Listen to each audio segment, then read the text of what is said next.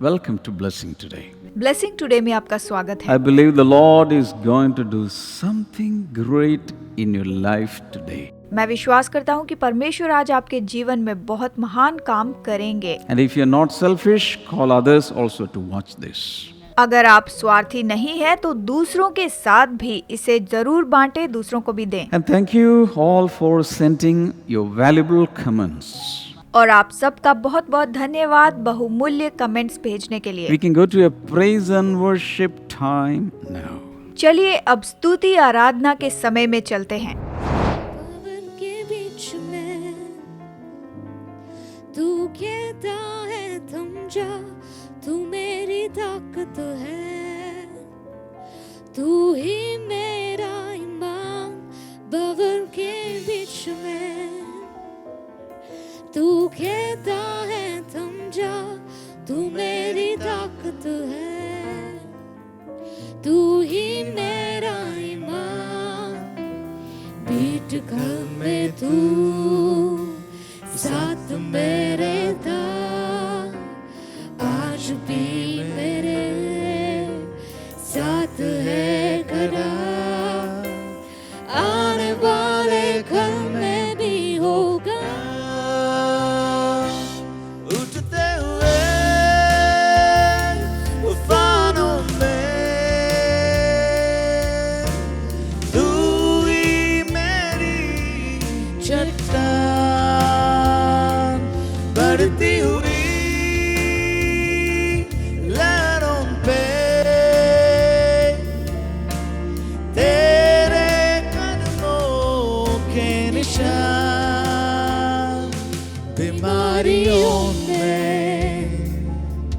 तू कहता है उठ जा, यहोवा राफा, तू ही मेरा शिफा। बीमारियों में तू कहता है उठ जा, यहोवा राफा, तू ही मेरी शिफा। पीठ खल में तू साथ मेरे था, आज भी मेरे साथ है खड़ा, आने वाले कल में भी होगा। Hope you are enjoying the study on the Son of God. आशा है कि आप परमेश्वर के पुत्र की इस सीरीज के अध्ययन का आनंद उठा रहे हैं और आप इससे सीख रहे हैं। And if you have missed any of these episodes, you can go back to our previous episodes that are uploaded in the Blessing Today YouTube channel. अगर आप कोई भी एपिसोड चूक चुके हैं तो आप YouTube पर जाकर देख सकते हैं, क्योंकि हमने सभी episode blessing today YouTube channel पर अपलोड किए हैं। And I encourage you all to watch this in a systematic way, in the sequence, and write down notes. Keep the notes so that you can refer to all these things later. मैं आपको प्रोत्साहित करना चाहता हूं कि आप क्रम के अनुसार एपिसोड्स देखते जाइए और फिर आप उनके नोट्स लेते जाइए, ताकि बाद में आप इन्हें पढ़ सकें और इसका अध्ययन कर सकें। And these days we are getting blessed through the names and titles of the Lord Jesus. इन दिनों में हम यीशु मसीह के नाम और शीर्षकों का अध्ययन करके आशीष पा रहे हैं और सीख रहे हैं। I believe we have covered nearly 55. मुझे लगता है कि हमने लगभग 55 नाम और शीर्षक देख लिए हैं। There are maybe more than 198 altogether. लगभग सब मिलाकर 198 नाम और शीर्षक हैं। And I have picked out 100 for you. लेकिन मैंने आपके लिए 100 चुने हैं So the next one is 56th one. और जो अगला है वो है 56। You can write this down. Lion of the tribe of Judah. आप इसे लिख लीजिए, यहूदा गोत्र का Singh. And we can come across this title in Revelation chapter 5 and verse number 5.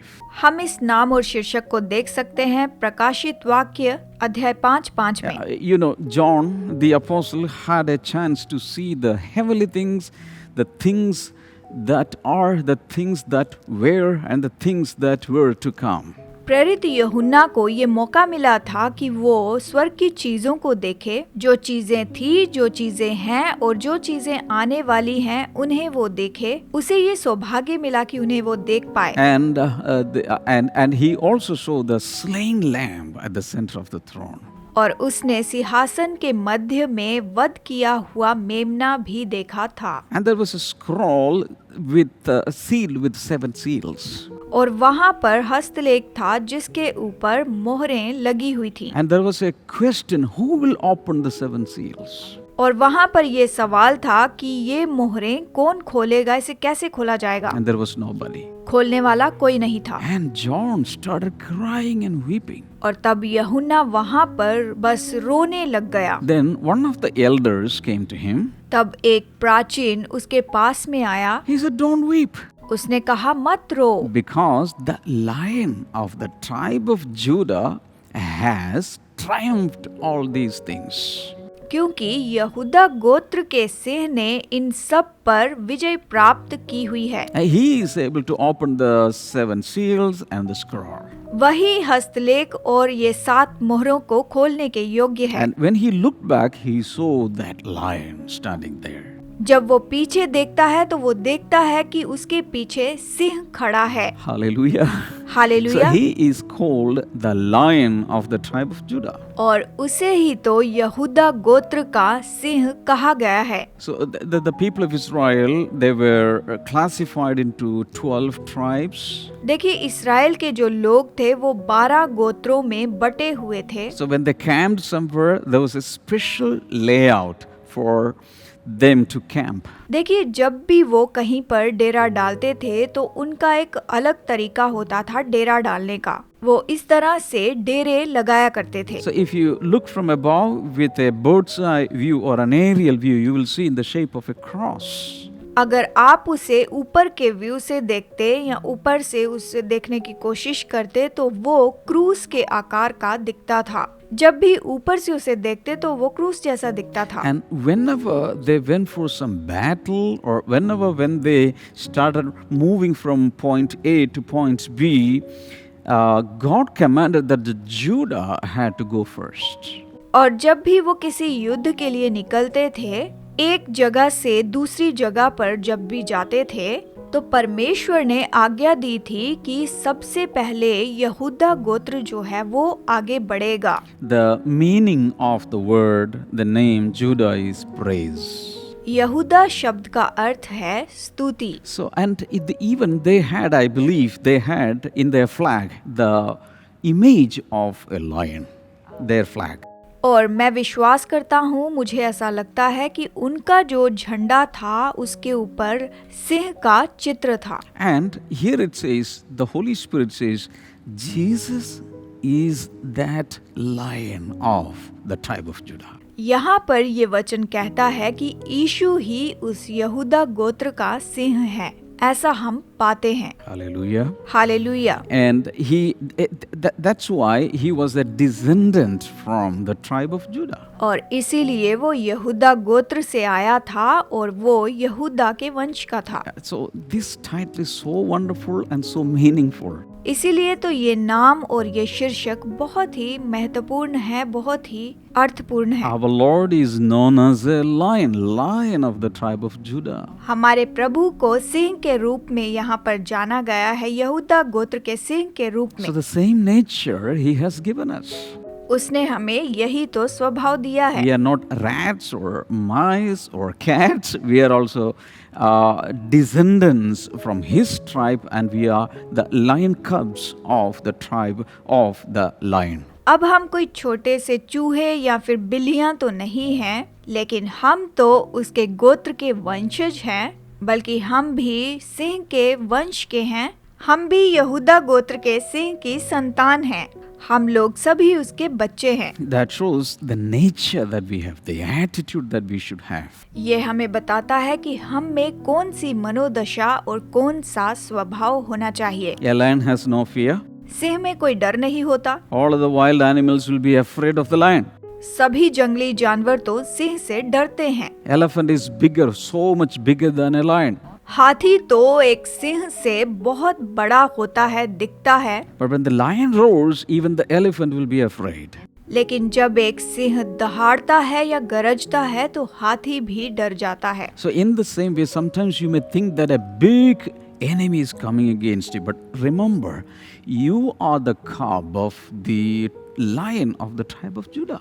इसी तरह से शायद आप समझें कि कई बार बड़ा शत्रु आपके विरुद्ध में आ रहा है, लेकिन आप याद रखें, आप तो यहूदा गोत्र के सिंह की संतान हैं। आप इस बात को याद रखिए और हिम्मत रखिए कि आप यहूदा गोत्र के सिंह की संतान हैं। When an elephant sees the lion, in his heart, the elephant is thinking, oh, a mightier, stronger enemy is coming. जब एक हाथी किसी सिंह को देखता है तो वो अपने दिल में सोचता है कि ओ देखो, एक सामर्थी शत्रु हमारी ओर आ रहा है, I देखिए have to run away. मुझे भागना होगा। But when the lion sees a big, huge, gigantic elephant, लेकिन जब एक सिंह एक बहुत बड़े हाथी को देखता है तो जानते हैं क्या होता है? the lion thinks in his heart, वो अपने दिल में ये योजना बनाता है, he's nothing to me. ये तो मेरे लिए कुछ नहीं, He may have a big body. बस इसका शरीर बड़ा होगा, He is dragging along his huge, bulky body. ये अपने भारी शरीर को लिए चलता है, But God has given me muscle power, strong power. लेकिन मुझ में बड़ी सामर्थ है, मुझ में तो मांसपेशियों की सामर्थ है, मैं शक्तिशाली हूँ, So I can charge against him. मैं तो इसे खत्म कर सकता हूँ, मार सकता हूँ। I am the king of this jungle. मैं इस जंगल का राजा हूँ। So when he roars, all the animals will flee away. और जब वो दहाड़ता है, गरजता है तो सारे जंगल के जानवर भाग जाते A हैं। message I want to give you is this. मैं आपको ये बताना चाहता हूँ, The problems that you face, the enemies that you face may be bigger than you. आप शायद जिन समस्याओं का सामना कर रहे हैं, शत्रुओं का सामना कर रहे हैं, हो सकता है कि आपसे वो बहुत बड़ी हों, But you are a royalty. लेकिन फिर भी आप राजघराने के हैं, आप तो शाही परिवार के हैं। You should know that reality. आपको इस सच्चाई को जानना होगा। When you roar, all the animals, all the enemies, all the problems will vanish. जब आप दहाड़ेंगे तो सारी समस्याएं, सारे शत्रु आपके सामने से भागे चले जाएंगे। When you take the name of the lion of the tribe of Judah, all the enemies will be subdued to you. जब आप यहूदा गोत्र के सिंह का नाम लेंगे तो आपके सारे शत्रु आपके सामने से भाग जाएंगे, झुक When जाएंगे। you take the name of Jesus, all other names, all other things will be subjected to it. जब आप यीशु का नाम लेंगे तो सारी चीजें, सारी समस्याएं उसके वश में होंगी। जो भी आपकी समस्याएं हैं, जो भी आपके शत्रु हैं, वो आपके सामने एकदम घुटने टेक देंगे। Shout hallelujah. Hallelujah. A roaring hallelujah. दहाड़ते हुए कहिए hallelujah. 57. Number 57, Lord. Prabhu. So in so many places that title is used. बहुत सी जगहों में ये शीर्षक को उपयोग किया गया है। One reference I want to give you is from Matthew chapter 22, एक वचन मैं आपको मत्ती 22 से बताना चाहता हूँ। 43 and 44. वचन 43 और 44, आइए देखें। There, he is called the Lord. Lord means Adonai or Master. यहाँ पर उसे प्रभु कहा गया है। प्रभु का मतलब है अदुनाय या फिर स्वामी। He is the Lord. वो तो प्रभु है And he has lordship. और उसका प्रभुत्व है, वो प्रभु है। There are some more titles coming with Lord. देखिए, प्रभु के साथ और भी शीर्षक आते हैं, और भी नाम हैं। So you can write down number 58, Lord of all. आप लिख सकते हैं नंबर 58, सबका प्रभु, वो प्रभु है। Acts 10:36. प्रेरितों के काम अध्याय 10 वचन 36। So he is the Lord of all. वो सबका प्रभु है। That means he has lordship over all. इसका मतलब है कि उसका प्रभुत्व सबके ऊपर है। 59, 59वां, Lord of lords. प्रभुओं का प्रभु। Revelation 17 and verse number 14. प्रकाशित वाक्य अध्याय 17 वचन 14। And here there are so many lords in this world. यहाँ पर इस संसार में बहुत से प्रभु Some हैं। people even take it as a title, Lord. कई लोग इसे अपना शीर्षक बनाते हैं, जैसे कि प्रभु। When Jesus was here on earth, there were many lords. जब यीशु इस पृथ्वी पर थे तो बहुत से प्रभु थे। Even Herod wanted people to call him Lord. हेरोदेस भी चाहता था कि लोग उसे प्रभु कहें, Pilate wanted to call him by people Lord. और यहाँ तक कि पिलातुस भी चाहता था कि लोग उसे प्रभु कहें। So there were many lords in history. इसका मतलब है कि इतिहास में बहुत से प्रभु थे, But our Lord is the Lord of lords. लेकिन हमारा प्रभु तो प्रभुओं का प्रभु है। Number 60, number 60, Lord of glory. महिमा का प्रभु। You can read this at 1 Corinthians chapter 2 verse number 8. आप इसे पढ़ सकते हैं पहला कुरिन्थियों अध्याय 2 वचन 8 में। So there also he is mentioned as the Lord of glory. यहाँ पर भी उसे महिमा का प्रभु कहा गया है, यानी वो महिमा का प्रभु है। So with different other titles and names, Lord is combined. इसका मतलब ये है कि दूसरे नामों और शीर्षकों के साथ में प्रभु जो है उसे जोड़ा गया है। And the message is this: He is the Lord of all. He is the Lord of glory. He is the Lord of lords. यानी इसका संदेश ये है कि वो प्रभुओं का प्रभु है, महिमा का प्रभु है और वो सबका प्रभु है। And when you read Romans 10 and verse number 9, Romeo अध्याय 10 वचन 9 जब इसे पढ़ते हैं, there it says, if you confess with your mouth that Jesus is Lord. ये कहता है कि यदि तू मसीह यीशु को प्रभु कह के अंगीकार करे और उसे स्वीकार करे, So when you confess that Jesus is your Lord, then etc., you'll be saved. यदि तुम यीशु को प्रभु करके अंगीकार करोगे तो तुम ऐसे बताया गया है कि तुम उद्धार पाओगे, तुम बचाए जाओगे। ये हमें ऐसा बताता है। So accepting the Lordship and confessing the Lordship will give you salvation. इसका मतलब ये है कि उसका प्रभुत्व स्वीकार करना, उसके प्रभु होने का अंगीकार करना, ये आपको बचाएगा, ये आपका उद्धार कराएगा। इस तरह से ये वचन हमें बताता है। Hallelujah. It is that simple, but the Lordship is so significant. ये इतना आसान है, लेकिन उसका प्रभु होना इतना ही जरूरी है, महत्वपूर्ण है। Hallelujah. Hallelujah. 61, 61वां, Man of Sorrows. दुखी पुरुष, ये भी उसका एक नाम है। Isaiah 53 and verse number 3. यशाया 53 वचन 3, इसमें हम ये देखते हैं। So when Isaiah was seeing the passion of the Messiah, जब यशाया मसीह के दुख उठाने को यहाँ पर देख रहा था तो उसने उसके लिए यहाँ पर ये कहा, he saw him as a man of sorrows. उसने उसे वहाँ पर एक दुखी पुरुष के जैसे देखा जो दुख उठाता है। See, Jesus is God, देखिए, यीशु तो परमेश्वर है and there is no chance or no need for him to be sorrowful. और उसको तो दुखी होने की कोई भी जरूरत नहीं है, उसके लिए दुखी होने की कोई बात ही नहीं है। He was coming from heaven. वो स्वर्ग से आता है। Heaven is a happy place. स्वर्ग खुशियों की जगह है। There is always joy in heaven. स्वर्ग में तो हमेशा आनंद है। He is a heavenly personality. वो स्वर्गीय व्यक्ति है। And all the joy that we enjoy today is coming from that joyfulness of the Father or joyfulness of God. और आज हमारे पास जो भी आनंद है, जो भी खुशियां हैं, वो तो पिता की ओर से ही तो आती हैं। But when he came to this earth, लेकिन जब वो इस पृथ्वी पर आया, all the sorrows that we experience was imputed on him, and he started to feel that sorrow.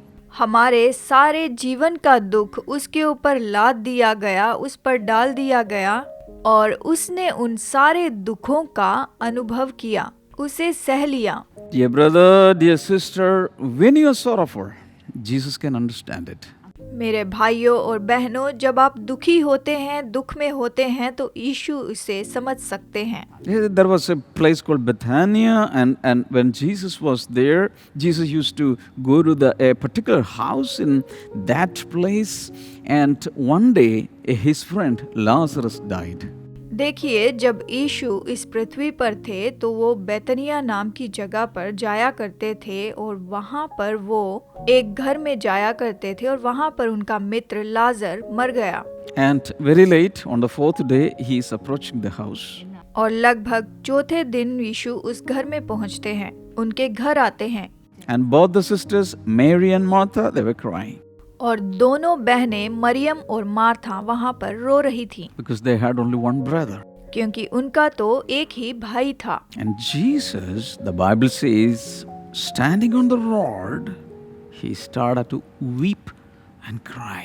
और बाइबल कहती है कि यीशु वहाँ पर लाजर की कब्र के पास जाकर रोने लगे। That was coming from the lamentation of two sisters, that sorrow. और देखिए, ये जो दुख था, ये दोनों बहनों के विलाप के कारण आया था। So when all the sorrows of all men were imputed upon this one man, he became so sorrowful. तो इसीलिए सभी मनुष्यों का दुख जब उसके ऊपर डाल दिया गया, उसके ऊपर लाद दिया गया, तो वो बहुत ही दुखी हो गया, दुखी पुरुष हो गया। He was titled Man of Sorrows. तो उसे ये नाम और शीर्षक दुखी पुरुष दिया गया। If you have any sorrow inside of you now, अगर अभी इस वक्त आपके अंदर कोई दुख है या दुखी हो, you can transfer it to Jesus. तो आप इसी समय उसे यीशु को दे सकते हैं। Just transfer it. केवल उसे दे दीजिए, उस पर डाल दीजिए। Jesus can absorb all the sorrows from your heart.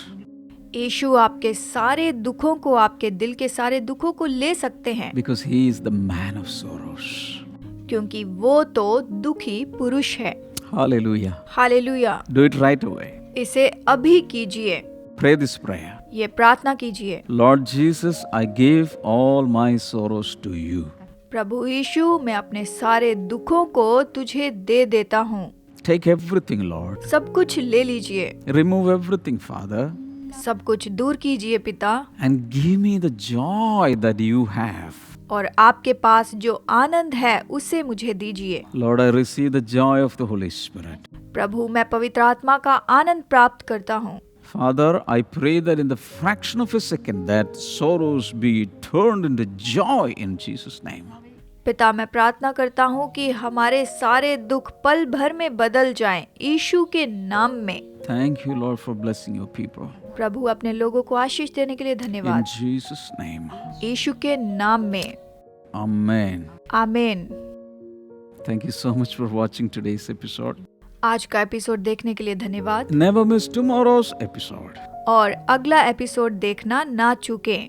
And tell others also about these daily meditations. इन प्रतिदिन के मनन के बारे में दूसरों को जरूर बताइए। And if you really like, and if you are really blessed, you can sponsor these episodes so that it can go wider and broader to all the earth. और यदि आपको ये एपिसोड सच में पसंद आते हैं तो आप इस एपिसोड को स्पॉन्सर कर सकते हैं, ताकि ये सारे एपिसोड इस पूरी दुनिया में फैलते चले जाएं, परमेश्वर का वचन दुनिया के कोने कोने में पहुंचता चला जाए। And if you have any prayer requests, call in the prayer line. प्रार्थना निवेदन के लिए हमारे प्रेयर लाइन में फोन कीजिए। God bless you all, my dear brothers and sisters. मेरे प्यारे भाई और बहनों, प्रभु आपको आशीष दे। And bye-bye, see you tomorrow. Bye bye, फिर मिलेंगे। कब्र के बीच में तू कहता है थम जा, तू मेरी ताकत है, तू ही मेरा ईमान। कब्र के बीच में तू कहता है थम जा, तू मेरी ताकत है, तू ही मेरा ईमान। बीट कर में तू साथ मेरे था, आज भी मेरे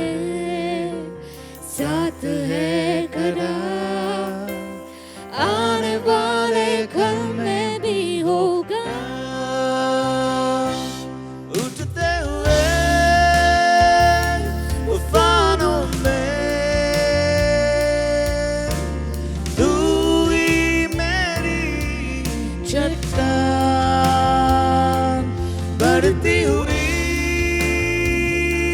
लहरों पे तेरे कदमों के निशान, बीमारियों में तू कहता है उठ जा यहोवा रफ़ा, तू ही मेरा शिफा बीमारियों में, तू कहता है उठ जा यहोवा रफ़ा, तू ही मेरी शिफा। पीठ खल में तू साथ मेरे था, आज भी मेरे साथ है खड़ा, आने वाले खल में भी होगा। उड़ते हुए तूफानों में तू ही मेरी चट्टान, बढ़ती हुई लहरों पे तेरे कदमों के निशान, उड़ते हुए तूफानों में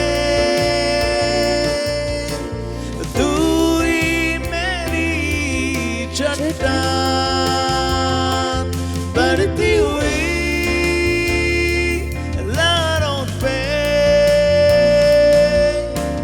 तेरे कदमों के निशान। बीमारी देख तेरा सर झुका, मुझ पर तेरा बस ना चल सका, ऐसा कोई शस्त्र ना बना जो कर सकेगा मेरा सामना।